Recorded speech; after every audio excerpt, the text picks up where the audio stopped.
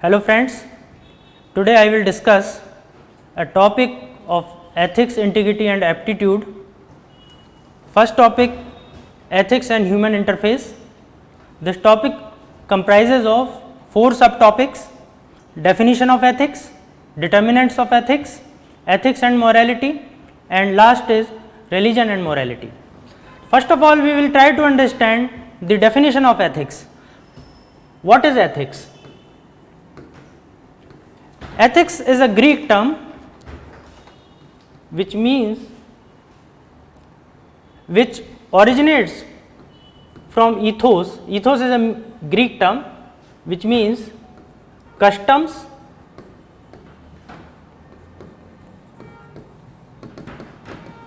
traditions, norms, habits. It means we can say that customs of a particular society can be termed as ethics. Now we have to understand how this ethics is defined as custom. Custom की तरह इसको कैसे define कर सकते हैं? तो हमें सबसे पहले we have to understand the fundamental behind this term, how this term originated. ये निकल के कैसे आई ये टर्म, हमें ये समझना बहुत ज़रूरी है. तो समझने की बात ये है कि सोसाइटी में जो भी मेंबर्स हैं उनका जो फाइनल गोल होता है उन मेंबर्स का, the final goal is happiness. जैसे ग्रीक में यूडेमोनिया कहते हैं, सर्वोच्च सुख. सर्वोच्च सुख की प्राप्ति करना है. और सर्वोच्च सुख की प्राप्ति कैसे हो सकती है?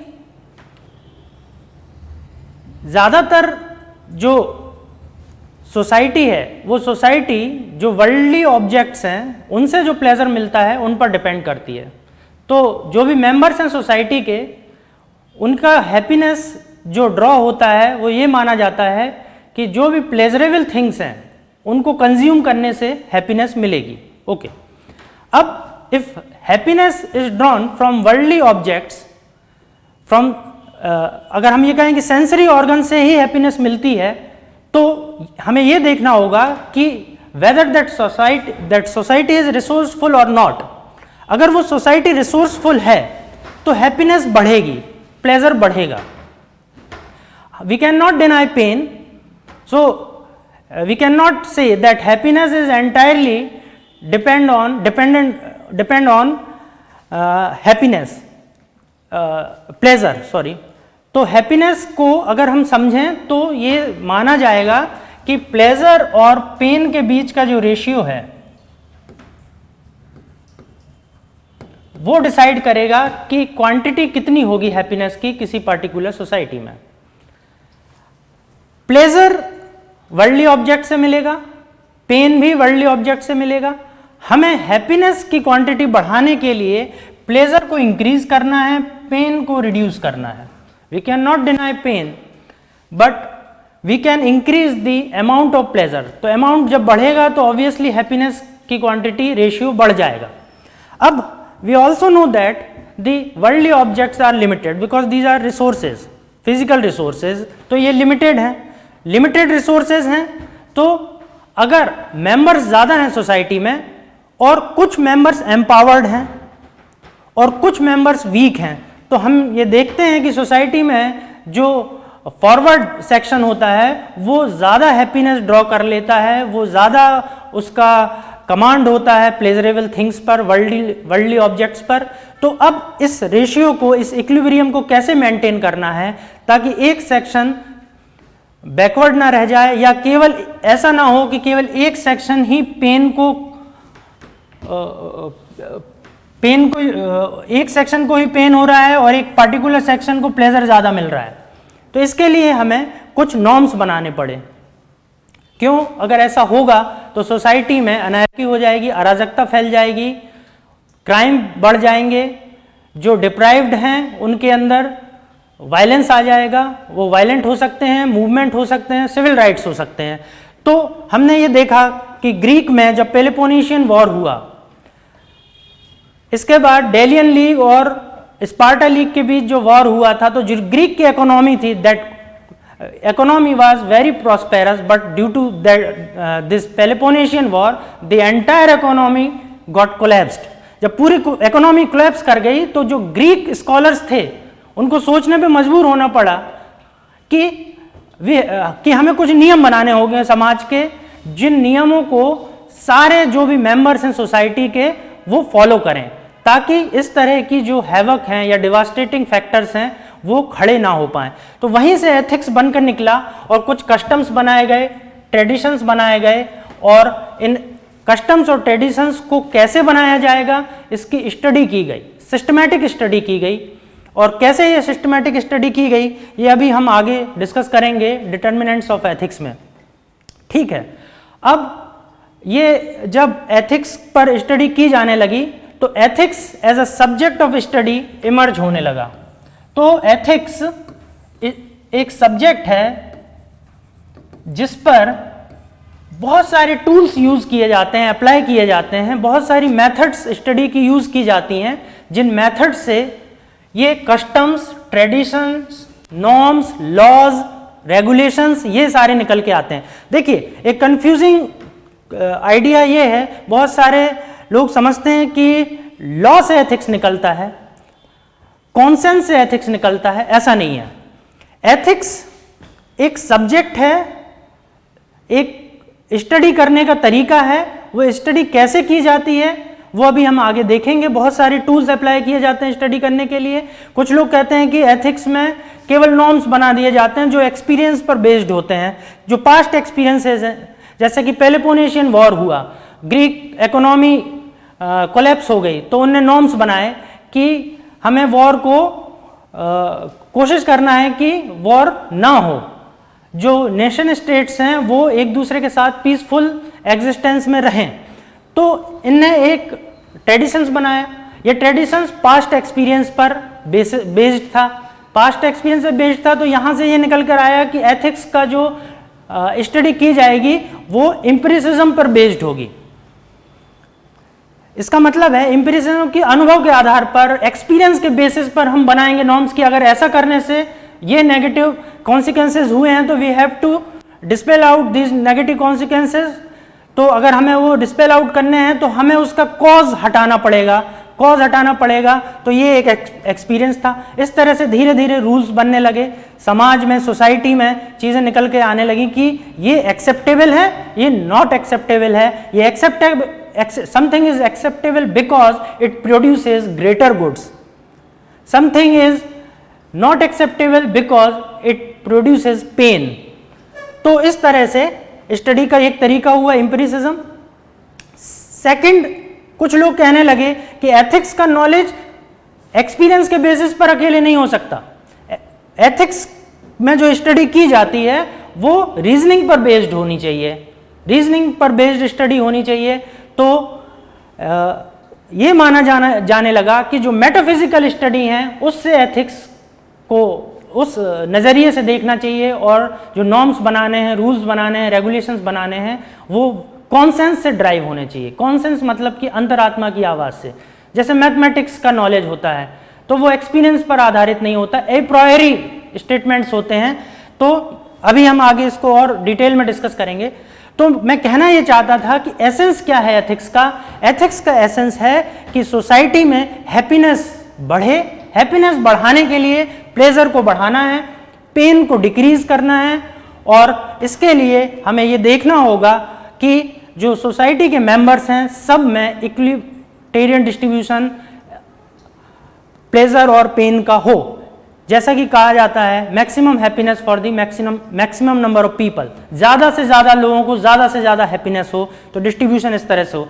तो ये सारा का सारा जो इशू है एथिक्स में इसी चीज़ की स्टडी की जाती है कि हम हैप्पीनेस को कैसे बढ़ाएं। उसको बढ़ाने के लिए कुछ कस्टम्स बनाते हैं, कुछ ट्रेडिशंस बनाते हैं, कुछ रूल्स बनाते हैं, लॉज बनाते हैं, पनिशमेंट के प्रोविजंस करते हैं, रिवार्ड्स के प्रोविजंस करते हैं, ये सारी चीज़ें की जाती हैं। नाउ नेक्स्ट हम समझेंगे कि डिटर्मिनेंट्स क्या हैं एथिक्स के।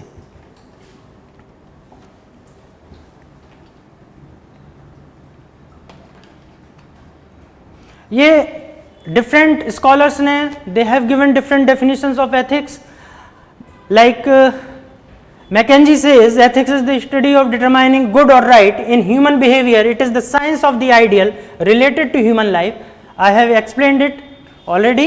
Next, William Lilly says ethics is the normative science of the conduct of human beings living in societies. This has also been discussed by me. Next definition, ethics is the science that deals with conduct insofar as this is considered as right or wrong, good or bad. A single term for conduct so considered is moral conduct or moral life.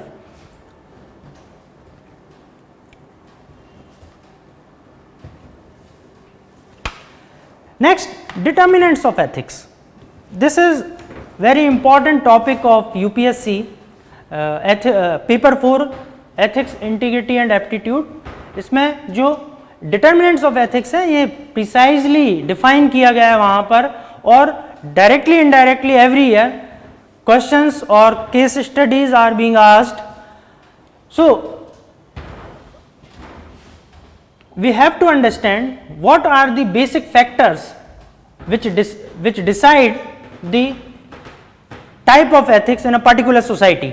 कोई एक particular society में ethics किस तरह के होंगे. समझने की बात यह है यहाँ पर कि डिफरेंट सोसाइटीज़ में, डिफरेंट कंट्रीज़ में, डिफरेंट नेशंस में हम देखते हैं कि अलग अलग तरह के एथिक्स होते हैं. अगर हम मैरिज एज एन इंस्टीट्यूशन लें, अगर मैरिज एक संस्था है इसकी बात करें, तो हम देखेंगे कि अलग अलग सोसाइटीज़ में मैरिज को लेकर अलग अलग एथिक्स. हम अगर इंडिया की बात करें तो हिंदू मैरिज एक्ट 1955 की बात करें, दैट इज़ ऑल्सो एथिक्स. ठीक है, तो उस पर एक स्टडी हुई, एथिकल स्टडी हुई कि समाज में, हिंदू समाज में मैरिज किस तरह से होनी चाहिए, यह इंस्टीट्यूशन कैसे आगे बढ़ेगा.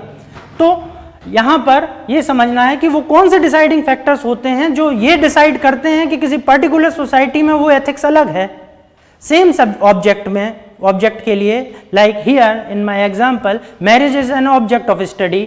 यहाँ पर हिंदू मैरिज एक्ट में अलग प्रोविजंस हैं, अलग एथिक्स हैं. वहीं हम देखते हैं कि अमेरिका में कुछ अलग प्रोविजंस हो सकते हैं, इवन इंडिया में ही इस्लाम में अलग प्रोविजंस हो सकते हैं, क्रिश्चियनिटी में अलग प्रोविजंस हो सकते हैं. तो फर्स्ट पहला जो डिटर्मिनेंट्स है वो है moral agency. Second one is space and time. Third is religious influence. Fourth ancient text. Next social needs and international compulsions. So these are basic determinants of ethics. Ethics. So these determinants decide ethics of a particular society. Now we will apply, or a society will apply certain methods to draw norms, customs, conducts for the members of that particular society. ये deciding factors हैं, determinants हैं. ये ethics को बनाएंगे, और ये ethics को बनाने के लिए डिफरेंट मेथडोलॉजीज यूज होंगी. ये मेथडोलॉजीज को हम कह सकते हैं कि सोर्सेज क्या होंगे. सोर्सेज क्या होंगे जो एथिकल गाइडलाइंस को प्रोड्यूस करेंगे. Sources for ethical guidelines.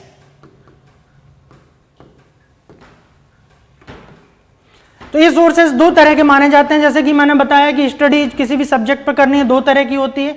एक होगी based on empiricism, second will be based on reasoning. Reasoning पे बेस्ड स्टडी कर सकते हैं, एम्पिरिसिज्म पे बेस्ड स्टडी कर सकते हैं. तो एम्पिरिसिज्म पे बेस्ड जो स्टडीज होती हैं उनमें लॉ मेकिंग, यहां लॉ बनाएंगे, रूल्स बनाएंगे, रेगुलेशंस बनाएंगे.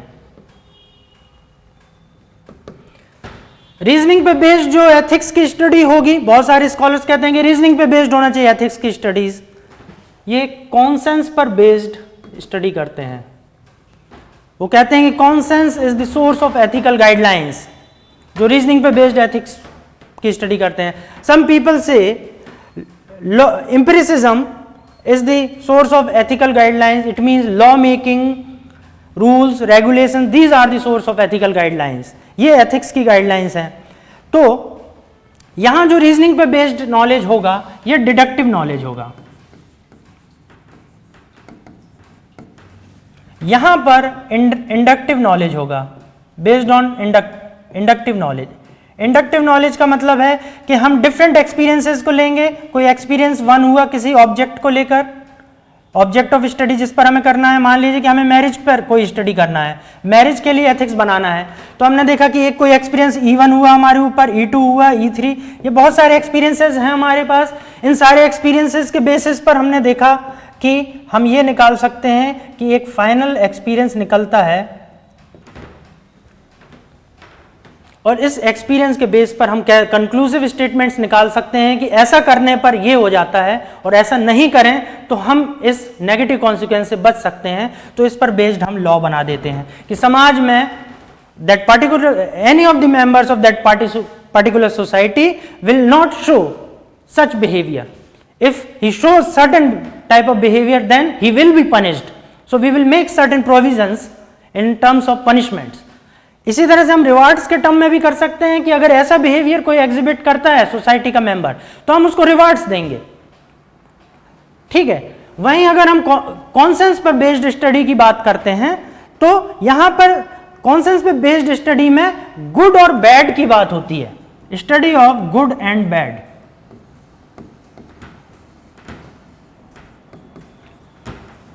यहां पर यह नहीं देखा जाता है कि हैप्पीनेस कितना हुआ, यहां पर हैप्पीनेस की बात नहीं करेंगे। We will not ascertain pleasure or pain, amount of pleasure or pain, we will ascertain what is good and what is bad। तो ये एक तरह से आप देखेंगे कि इसमें ऑब्जेक्टिविटी आ जाएगी, ये ऑब्जेक्टिव नॉलेज होगा, और यहां सब्जेक्टिविटी आ जाएगी, सब्जेक्टिव नॉलेज हो जाएगा। सो these are the sources of ethical guidelines। अब अगर हम देखें आगे कि ये जो डिटर्मिनेंट्स हैं एथिक्स के, इन्हें one by one I will explain. Moral agency, how moral agency decides ethics. Moral agency की बात करें तो अभी मैंने जैसे आपको समझाया कि एथिक्स के लिए, उसको नॉर्म्स को बनाने के लिए, कस्टम्स को बनाने के लिए जो सोसाइटी के मेंबर्स हैं, they are willing for certain type of ethics. वो चाहते हैं कि कुछ निश्चित प्रकार का एथिक्स उनको मिल जाए, तो वो कैसे बनाएगा, कौन बनाएगा? सभी लोग मिलकर तो बना नहीं सकते, तो they decide a moral agency. ये मोरल एजेंसी उनके लिए मोरल स्टडी करेगी, एथिक्स पर बेस्ड स्टडी करेगी और रूल्स बनाएगी। अब ये moral agency, this can be different in different societies. हो सकता है कि ट्राइबल कल्चर में वहाँ का जो ट्राइबल का जो मुखिया है वो मोरल एजेंसी हो और एथिक्स बनाए, रूल्स बनाए, रेगुलेशंस बनाए। डेमोक्रेटिक कंट्रीज में parliament is empowered to make laws, rules and regulations, तो यहाँ डेमोक्रेटिक कंट्रीज में पार्लियामेंट मोरल एजेंसी हो जाएगी। वहीं हम अगर राजशाही की बात करें, मोनार्की की बात करें, तो किंग मोरल एजेंसी हो जाएगा। तो जब ये मोरल एजेंसी के जो आइडियल्स हैं वो डिसाइड करेंगे कि एथिक्स किस तरह का होगा। देखिए, एथिक्स अच्छा भी हो सकता है, एथिक्स बुरा भी हो सकता है। कई बार ऐसा हो सकता है कि जो एथिक्स है सोसाइटी का वो एक्सप्लॉयटेटिव हो, लेकिन वो एथिक्स माना जाएगा, एथिकल माना जाएगा, क्योंकि उस मोरल एजेंसी ने उसे बना दिया है और सोसाइटी के जो मेंबर्स हैं उनमें एक्सेप्टेंस है उसके लिए, तो वो भले ही एक्सप्लॉयटेटिव हो पर वो एथिक्स है। अगर किंग ने कह दिया कि untouchability will be continued on the basis of caste and creed, तो वो एथिकल हो गया, अनटचेबिलिटी वहां पर एथिकल हो गई। क्यों? यहां पर मोरल एजेंसी है किंग और उसके आइडियल्स हैं, उसकी जो वैल्यू स्टैंडर्ड्स हैं, वैल्यू सिस्टम है, वो डिसाइड कर रहा है कि एथिक्स किस तरह का है। तो ये बहुत इंपॉर्टेंट है कि जो मोरल एजेंसी है जो आपके लिए एथिक्स बना रही है, उसके स्टैंडर्ड जो वैल्यूज हैं वो साउंड होना चाहिए, मोरल वैल्यूज उसके अंदर होना चाहिए। डेमोक्रेटिक कंट्रीज की बात करें तो हम देखते हैं कि जैसे ही कोई नई पॉलिटिकल पार्टी पावर में आती है तो उसके आइडियल्स जो होते हैं वो एथिक्स को डिसाइड करने लगते हैं, तो उस तरह के रूल्स बनने लगते हैं, लॉज बनने लगते हैं। तो ये मोरल एजेंसी है। Next, space and time. In space and time can be defined as a determinant based on region and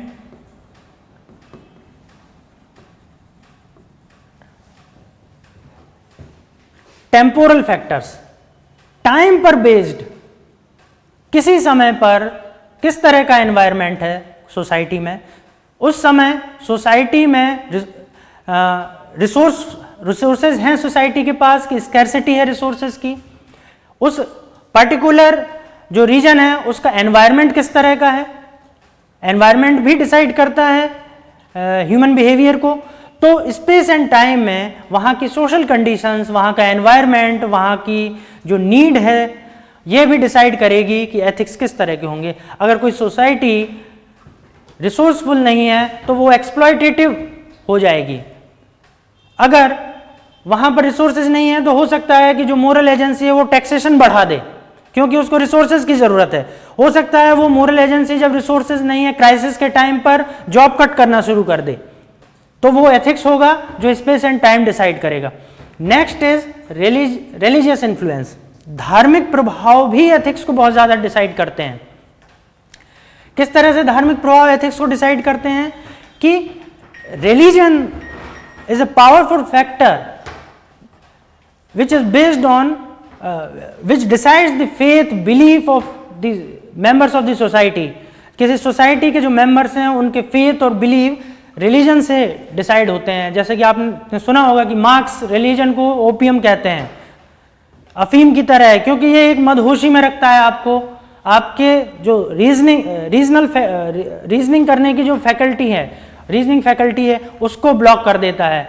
तो रिलीजन भी डिसाइड करता है कि वो जो मोरल एजेंसी है वो किस तरह के एथिक्स बनाएगी, सोसाइटी की डिमांड क्या होगी, क्योंकि सोसाइटी जिस रिलीजन को फॉलो कर रही है, उस रिलीजन को फॉलो करने में जो फेथ हैं, उसके बिलीफ हैं, वही उस मेंबर्स के सोशल नीड को डिसाइड करेंगे, क्योंकि उस मेंबर को प्लेजर उन्हीं बिलीफ और फेथ के फुलफिलमेंट से हो रहा है।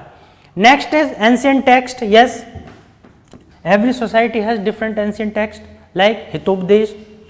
हितोपदेश की अगर हम बात करें, नैतिक शिक्षा पर एक बुक है, तो वो सोसाइटी जो पुराने टेक्स्ट को पढ़ती आ रही है, हम पुराणों की बात करें, हम उपनिषदों की बात करें, इंडिया में बाइबल की बात करें, कुरान की बात करें, तो ये सारे रिलीजियस टेक्स्ट का सोसाइटी पर इम्पैक्ट होता है। तो सोसाइटी ये मानती है कि इन टेक्स्ट में जो चीज़ें लिखी हुई हैं वो मोरल हैं और उन्हीं पर बेस्ड कंडक्ट एक्सेप्टेबल है, तो ये टेक्स्ट भी डिसाइड करते हैं कि उस सोसाइटी के एथिक्स किस तरह के होंगे। Next is social needs. Society की बहुत सारी डिजायर्स होती हैं, बहुत सारी नीड्स होती हैं, जो डिपेंड करती है कि सोसाइटी की प्रोग्रेस किस तरह की हो रही है। वेस्टर्न सोसाइटी हैं, उनकी अलग तरह की नीड्स हैं। लिबरल सोसाइटीज़ हैं, वो किसी भी तरह की फ्रीडम पर अगर कर्टेलमेंट किया जाता है, कर्टेल किया जाता है उनकी फ्रीडम को, तो वो उन्हें अनएथिकल मानती है। वहीं जो इंडियन सोसाइटी है, इंडियन सोसाइटी बहुत सारी फ्रीडम्स को सरेंडर करने के लिए रेडी रहती है। तो हम ये देखते हैं कि वहाँ पर फ्रीडम ज़्यादा होती है, क्योंकि उनके एथिक्स, सोशल नीड इस तरह की उन्हें फ्रीडम दी जाती है। हमारे यहाँ फ्रीडम उस तरह की नहीं होती। तो इस तरह से सोशल नीड भी एथिक्स को डिसाइड करती है। Next factor is international compulsions. Yes, international compulsions, now we can say that this entire world is a village. एक गांव की तरह है पूरा का पूरा संसार। अब यहाँ पर इंटरनेशनल जो अफेयर्स हैं वो डिसाइड करते हैं कि किसी पर्टिकुलर कंट्री के जो रूल्स होंगे, रेगुलेशंस होंगे, एथिक्स होंगे, वो किस तरह के होंगे। जैसे हम चाइल्ड लेबर की बात करें, चाइल्ड लेबर की बात करें तो ये जो मेंबर कंट्रीज़ हैं उन्हें चाइल्ड लेबर को कम करना है, ये कंपल्सन है। अदरवाइज उनका जो ट्रेड है, एक्सपोर्ट है, वो एक्सेप्ट नहीं करती बहुत सारी countries on the basis of ethics. Ethical ground पर एक्सेप्ट नहीं करती कि भाई ये प्रोडक्ट तो चाइल्ड लेबर से बनकर आए हैं, तो we will not accept these products. तो वो हमारे किसी कंट्री के एक्सपोर्ट को चेक कर देती हैं, रोक देती हैं। इसी तरह से फाइटोसैनिटरी मेजर्स की बात करें हम, बहुत सारी कंट्रीज हैं जो कहती हैं कि पेस्टिसाइड्स का यूज हुआ है आपके प्रोडक्ट्स में प्रोडक्शन को बढ़ाने के लिए, तो हम आपके प्रोडक्ट्स को नहीं खरीदेंगे। तो ये इंटरनेशनल कंपल्शंस भी मजबूर करते हैं मेंबर कंट्रीज को कि आपको अपने एथिक्स को अलाइन करना पड़ेगा इंटरनेशनल एथिक्स की तरह। तो these are the basic factors determinants which decide ethics of a particular country और पार्टिकुलर सोसाइटी। और हमने अभी आगे देखा कि ये फैक्टर्स किस तरह से, अब इस एथिक्स पर हमें अगर स्टडी करनी है तो दो तरह के तरीके होते हैं स्टडी के, रीजनिंग पर बेस्ड जैसे कॉन्सेंस कहते हैं, नेक्स्ट इज एम्पिरिसिज्म पर बेस्ड जैसे कि लॉ मेकिंग प्रोसीजर है, रूल्स है, रेगुलेशंस हैं। और इस स्टडी के बाद ये निकल कर आता है कि हमें प्रोविजंस किस तरह से करने होंगे, तो कंपल्शन कैसे कराएंगे। हमने एथिक्स तो बना दिया लेकिन सोसाइटी उन्हें फॉलो क्यों करेगी, तो उसे फॉलो करने के तरीके हैं rewards and punishments.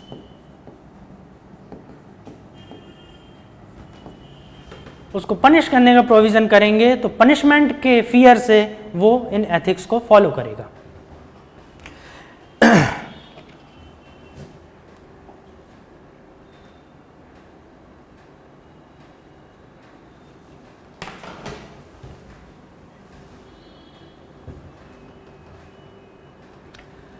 Next topic जो मैं लेने वाला हूं that is difference between ethics and morality. You can study ethics and morality as synonymous terms. Frequently these terms are synonymously used in the text. लेकिन इसमें बेसिक डिफरेंस है जो आगे चल के डाइल्यूट कर देते हैं जब हम when we differentiate this term ethics from morality, then तब तो हम बात करते हैं कि इसमें क्या डिफरेंस है। तो एपिस्टेमोलॉजिकल स्टडी अगर हम करें इन दोनों टर्म्स की तब तो हम इसे डिफरेंशिएट करेंगे, but after some time we have to dilute the difference, minute difference, subtle difference between these two terms. तो वो डिफरेंस की अगर हम बात करें तो पहला डिफरेंस तो ये है कि अगर एपिस्टेमोलॉजिकल स्टडी करें तो एथिक्स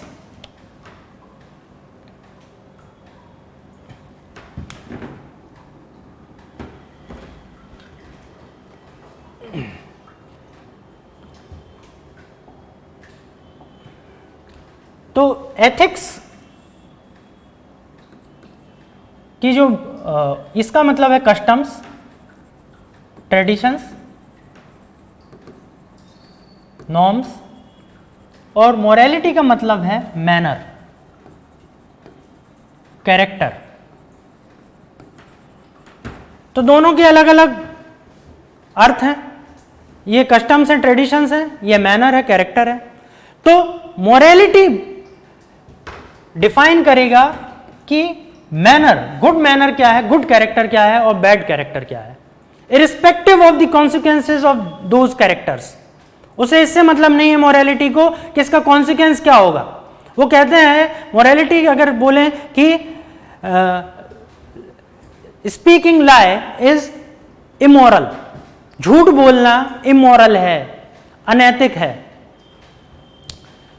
तो उस झूठ को बोलने से भले ही पॉजिटिव कॉन्सिक्वेंसेज हो रहे हों, अच्छे कॉन्सिक्वेंसेज हो रहे हों, लेकिन उसे गलत माना जाएगा। वहीं एथिक्स की अगर हम बात करें तो एथिक्स कस्टम्स हैं, ट्रेडिशंस हैं, नॉर्म्स हैं, जो ये कहता है कि अगर खुद के बचने के लिए, अगर आपको सरवाइव करने के लिए झूठ बोलना पड़े तो वो झूठ ठीक है, ये कह सकता है एथिक्स, क्योंकि सोसाइटी डिसाइड करेगी कि लाए के लिए क्या एथिक्स होंगे।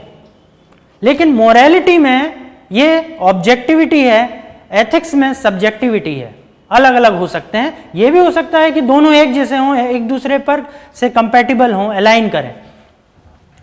नेक्स्ट जो डिफरेंस है एथिक्स और मोरालिटी का वो ये है कि ethics is a subject of study. ये सब्जेक्ट है जिसकी स्टडी की जाती है, इसलिए इसे नीति शास्त्र कहते हैं हिंदी में। हिंदी में ज़्यादा बेहतर तरीके से इसको डिफरेंशिएट कर पाते हैं। वहीं मोरालिटी नैतिकता है, एथिक्स नीति शास्त्र है और मोरालिटी नैतिकता है, तो दोनों में ये डिफरेंस है। एथिक्स में मोरालिटी को ऑब्जेक्ट मानकर स्टडी की जा सकती है। जैसे कोई सब्जेक्ट है मैनर, लाए की बात करें हम, या किलिंग एक सब्जेक्ट ले लें। अब किलिंग पर कोई एथिक्स बनाना है, तो एथिक्स बनाने के लिए जैसा कि हमने पीछे देखा बहुत सारे फैक्टर्स डिसाइड करेंगे। जो मोरालिटी तो लाए को हमेशा डिनाउंस करेगी, क्योंकि लाए बैड है, इमोरल है। Killing is always bad, always immoral. पर एथिक्स के रिस्पेक्ट में हम देखेंगे तो हो सकता है कि किलिंग मॉरल हो। सेल्फ डिफेंस के लिए किसी की अगर आप किलिंग कर देते हैं, किसी को मार देते हैं, मर्डर कर देते हैं, तो वो एथिकल है। इवन आईपीसी में भी वो एथिकल है, आपको किसी भी तरह के पनिशमेंट का प्रोविजन नहीं है। आगे अगर हम बात इसको समझने की कोशिश करें कि मोरालिटी अगर मैनर है, कैरेक्टर है, ये ऑब्जेक्टिव है, इसमें ऑब्जेक्टिविटी है, ये बदलता नहीं है। स्पेस एंड टाइम के आधार पर, on the basis of space and time, moral agencies और whatever the determinants are, जो भी डिटर्मिनेंट्स हैं, they can not control morality. Morality को वो नियंत्रित नहीं कर सकते। मोरालिटी अगर किसी चीज को गुड मानती है तो वो गुड होगा, बैड मानती है तो वो बैड होगा। तो इसका मतलब है कि स्पेस एंड टाइम से मोरालिटी नहीं बदलती। अलग अलग सोसाइटी में अलग अलग मोरालिटी नहीं होगी, वो यूनिवर्सल एक्सेप्टेंस होगा। तो पहली जो कंडीशन है मोरालिटी की, that is universal acceptance. Universal acceptance किसी भी स्पेस एंड टाइम में हो, किसी भी रीजन में हो, कोई भी मोरल एजेंसी हो, ये फिक्स होगा, पहली चीज। सेकंड, प्रेजुडाइज नहीं होगा किसी भी तरह का, मतलब ट्रांसपेरेंट होगा। जैसे कि बात करते हैं इक्वलिटी बिफोर लॉ और इक्वल प्रोसीजर ऑफ लॉ, दो अलग अलग कॉन्सेप्ट हैं। ड्यू प्रोसेस ऑफ लॉ और procedure established by law. Due process of law में हम देखते हैं कि बहुत सारी चीजों को कंसिडरेशन में लेना होता है, वहीं प्रोसीजर एस्टेब्लिश्ड बाय लॉ में अलग कंडीशंस अप्लाई होती हैं। तो इसी तरह से एथिक्स और मोरालिटी भी डिसाइड होते हैं। मोरालिटी फिक्स है, इसमें कोई प्रेजुडिस नहीं है, ये ट्रांसपेरेंट है, ये सबके लिए बराबर है। यूनिवर्सल एक्सेप्टेंस की अगर हम एक एग्जांपल लें तो यहां पर कांट का कैटेगोरिकल इंपेरेटिव, कांट ने एक थ्योरी दी है कैटेगोरिकल इंपेरेटिव। इसमें कांट मैक्सिम्स की बात करते हैं। मैक्सिम्स,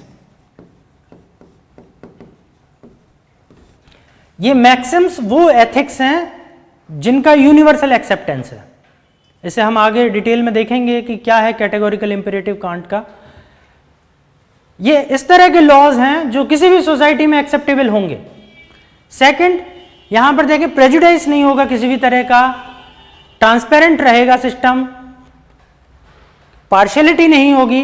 तो यहां पर हमें देखने मिलेगा एक जो जॉन रॉल्स का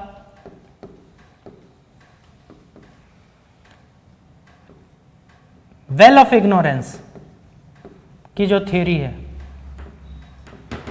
वेल ऑफ इग्नोरेंस की जो थ्योरी है वो ये कहेगी कि पूरी तरह से ट्रांसपेरेंट होगा, बायसनेस नहीं होगी। जब हम मोरालिटी को डिसाइड करेंगे तो हमें ये नहीं पता है कि वो जो रूल्स बनाए जाएंगे वो मेरे लिए भी अप्लाई हो सकते हैं। तो मैं कोशिश करूंगा कि उन रूल्स को ऐसा बनाऊं कि सभी के सभी जो मेंबर्स हैं सोसाइटी के, भले उनमें मैं भी इंक्लूड हूं, मैं भी उसमें इंक्लूड हो सकता हूं, तो इसलिए वो ट्रांसपेरेंट होगा, किसी भी तरह का उसमें प्रेजुडाइज नहीं होगा। तो इस तरह से एथिक्स और मोरालिटी को हम यहाँ पर कुछ डेफिनेशंस दी हुई हैं, कुछ पॉइंट्स हैं। The classical philosophy of morality emphasises on becoming virtuous for getting blessed with happiness.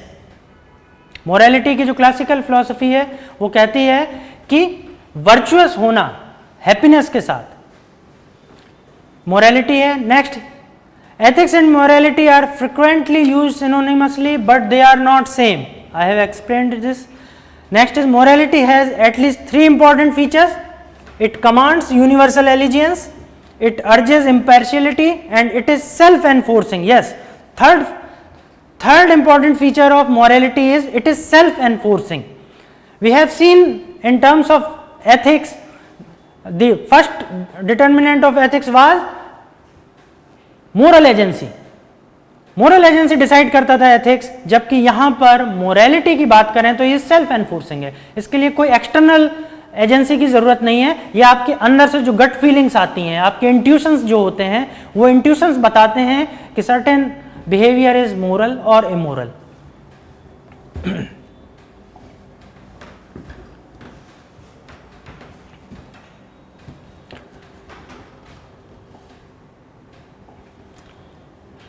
Here I have given a table which shows difference between ethics and morality. There are certain points which differentiates between both the terms. First, ethics pertains to a specific group or culture. जैसे कि मैंने आपको बताया था कि space and time society पर depend करेगा, अलग अलग सोसाइटी के अलग अलग एथिक्स हो सकते हैं. वहीं morality pertains to personal compass of right and wrong which transcends cultural norms. Morality fix है, ये जो पर्सनल कंपास है आपका कॉन्सेंस जो बोलेगा कि ये राइट है, ये रॉन्ग है, whatever the consequences are, तो ये कल्चरल नॉर्म को भी ट्रांसेंड कर सकता है. कल्चर कहता है, एथिक्स कहता है कि you can tell a lie for the sake of your protection, तो यहाँ पर आपकी मोरालिटी कह सकती है कि नहीं, लाई is always immoral, so I will not tell a lie whatever the consequences are, I have to face any of the consequences. तो ये बात अगर करता है तो ये मोरालिटी है. वहीं एथिक्स कहता है in the regional context it is objective. जैसा कि मैंने बताया कि एक पर्टिकुलर सोसाइटी अपने लिए एथिक्स बनाएगी तो that ethics will be fixed for that society. कुछ पीरियड के लिए वो फिक्स हो सकता है जब तक कि उस एथिक्स में कोई अमेंडमेंट नहीं होते, लेकिन उस सोसाइटी के लिए वो फिक्स है, तो उस सोसाइटी के लिए ऑब्जेक्टिव है. लेकिन हो सकता है कि बाजू में एक दूसरी सोसाइटी हो, उसके लिए वो एथिक्स ना हो, तो वो रीजनल कॉन्टेक्स्ट में तो ऑब्जेक्टिव है, but in the universal context it is subjective. As I have suggested in earlier slide that morality has universal acceptance but ethics can not have universal acceptance. ये हो सकता है कि हो यूनिवर्सल एक्सेप्टेंस, पर नहीं भी हो सकता. वहीं मोरालिटी की बात करें in the regional context it is subjective. Yes, universal acceptance है किसी मोरालिटी का, लेकिन एक पर्टिकुलर सोसाइटी हो सकता है कि उसे एक्सेप्ट ना करे, लेकिन पूरी दुनिया बोल रही है कि भाई ये मोरल इमोरल है, आप इस तरह के आपकी सोसाइटी इस तरह से रन करती है, तो उस सोसाइटी के लिए रीजनल कॉन्टेक्स्ट में वो मोरालिटी सब्जेक्टिव हो जाएगी, ऑब्जेक्टिविटी नहीं रह जाएगी उसकी. Next, ethics is space and time dependent. I have explained this earlier. Morality is space and time independent. Morality fix है, उसको फर्क नहीं पड़ता कि space and time बदल गया है तो morality बदल जाएगी. No. Next is ethics is explicit and clear because it is based on scientific studies. जैसे कि मैंने बताया कि प्रॉपर सिस्टमैटिक स्टडी के बाद एथिक्स निकल के आते हैं, लॉज बनते हैं, रूल्स बनते हैं, सिस्टमैटिक होता है, रीजनिंग पे बेस्ड होते हैं, एक्सपीरियंस पे बेस्ड होते हैं. तो that is why these are explicit and clear, hence easy to implement. इन्हें इम्प्लीमेंट करना आसान होता है क्योंकि हमारे सामने रखे होते हैं नॉर्म्स, रूल्स रखे होते हैं, तो उन्हें पढ़ा हमने, समझा और उसे इम्प्लीमेंट करना आसान है. On the other hand, in the context of morality, morality is untold and unwritten feeling of a rational and humanitarian man about right and wrong. कोई ह्यूमैनिटेरियन मैन है, मानवता पर आधारित व्यक्ति है, उसके लिए सही और गलत की जो गट फीलिंग है वो डिसाइड करती है कि मोरालिटी क्या होगी. इसे कहा नहीं जा सकता, इसे कहीं लिखा नहीं जा सकता, वो अंदर से इंट्यूशंस होते हैं, गट फीलिंग्स होती हैं. Next, ethics is based on external sources. Ethics external sources पर डिपेंड करता है. जैसे कि मैंने बताया था कि एक्सटर्नल एजेंसी चाहिए एथिक्स को डिसाइड करने के लिए. वहीं morality is based on internal sources like intuitions, gut feeling and conscience. तो ये बेसिक डिफरेंस है एथिक्स और मोरालिटी के बीच का। नेक्स्ट क्लास में I will explain the relationship between religion and ethics. अभी हम यहीं पर ख़त्म करेंगे, इसको समाप्त करेंगे। Okay, thank you.